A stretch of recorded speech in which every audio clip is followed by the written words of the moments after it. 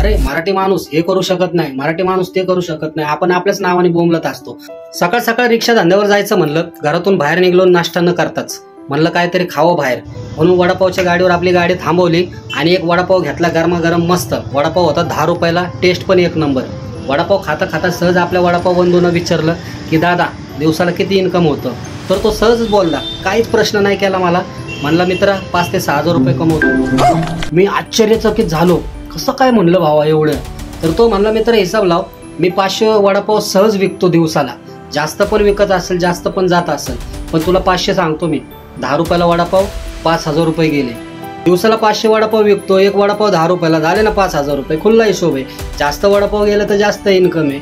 आयला मी म्हणलं हे बरं आहे राव, रिक्षावाल्यांच्या पेक्षा तर हे वडापाववाले जास्त कमवायला लागलेत। रिक्षावाल्यांचा तर काय, रिक्षावाला भेकेलच लागलेला आहे। थोडं मी म्हणलं कम्पेअर करावं, यांची इन्व्हेस्टमेंट किती आहे आणि आपली इन्व्हेस्टमेंट किती आहे। तर वडापाववाल्याची इन्व्हेस्टमेंट काय होती, एक हातगाडी, सिलेंडर, गॅस, ते तर आपल्या घरातच असतं सिलेंडर आणि गॅस।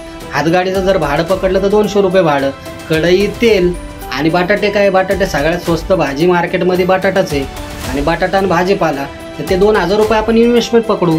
दिवसाला ना दिवसाला भांडवल लागतंय 2,000 रुपये, आणि हा गाडी इकडे 4-5 हजार रुपये कमवून मोकळा होतोय, ते पण 8-9 तासात। आणि आपला रिक्षावाला 300 रुपये भाड्याने घेतली रिक्षा तर 300 रुपये भाडं, आणि विकत घ्यायचे म्हणले तरी हप्त्यावर तेवढंच पडते, 7 ते 8 हजार रुपये हप्ता, 300 रुपये ते 300 रुपयाचा गॅस, सर्व्हिसिंगचं तर वेगळंच, 2 स्ट्रोक गाडी असेल तर साईड ऑइल वेगळंच, तर त्याला पहिलं भांडवल साईडला काढायला लागते 600 ते 700 रुपये।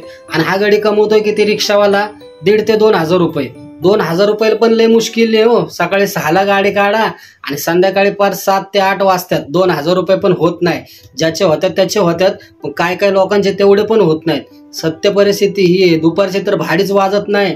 ओला, उबर, रॅपिडो म्हणजे सगळंच मार्केटमध्ये आहे ना, एक तर मेट्रो चालू आहे, बस चालू आहे, बाईक टॅक्सी चालू आहे, रिक्षा चालू आहे, कॅब चालू आहे।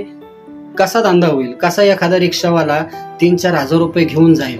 त्यापेक्षा हे वडापावचं बेस्ट आहे ना गणित, एकच नंबर गणित आहे राव।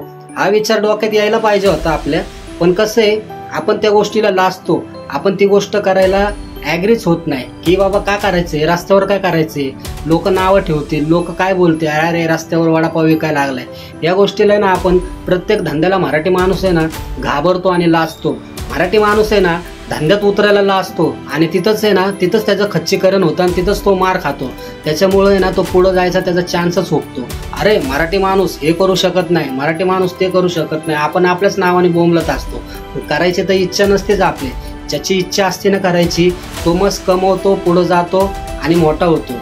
ही इन्व्हेस्टमेंट आहे। आता डोक्याला लावायचा शॅम्पूची किंमत 1 रुपया आहे, पण तो शॅम्पूवाला किती कमवतोय? आपल्याला वाटतं अरे 1 रुपयाला भेटते, पण तो कमवतो किती? तसंच वडापावचं आहे। आता अनेक ठिकाणी वडापाव 15 रुपयाला आहे, 20 रुपयाला आहे, पण 10 रुपयाला वडापाव काय काय ठिकाणी 5 रुपयाला सुद्धा भेटतो मित्रांनो। 10 रुपयात 2 वडापाव अनेक ठिकाणी तुम्ही पाहिलं असेल की नसेल मला माहिती नाही, पण मी भरपूर जागे खाल्लंय। 5 रुपयात वडापाव, 10 रुपयाला 2 वडापाव।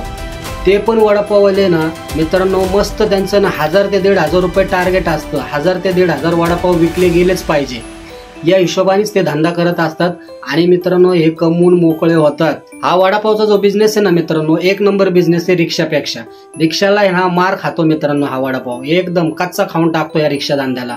एकच नंबर धंदा। तुमच्या कधी डोक्यात येत असेल रिक्षा घ्यावी की वडापावची गाडी टाकावी, तर मी 100 वेळा डोळे झाकून सांगेन मित्रांनो, वडापावची गाडी टाका। कुठल्याही चौकात जरी वडापावची गाडी टाकले ना मित्रांनो, फक्त क्वालिटी द्या, मस्त क्वांटिटी द्या, एकच नंबर। 1 नंबर जर तुम्ही तुमच्या वडापावची क्वालिटी आणि चव दिली ना, तर मित्रांनो झक मारून तो कस्टमर परत तुमच्या गाडीवर आलाच पाहिजे। अशी एक स्ट्रॅटेजी असते धंदा करण्याची मित्रांनो। तर वडापावचा धंदा एकदम बेस्ट आहे, करून पहा, जमल तुम्हाला। नाही जमणार अशी कुठलीच गोष्ट नाही आहे या जगात, फक्त तुमच्यात आत्मविश्वास पाहिजे की मी हे करून दाखवणारच आणि मी हे करणारच, तर तुम्हाला कोणच मायकाला अडवू शकत नाही मित्रांनो। शेवटपर्यंत व्हिडिओ पाहिला मित्रांनो, त्यासाठी खूप खूप धन्यवाद, खूप खूप आभार।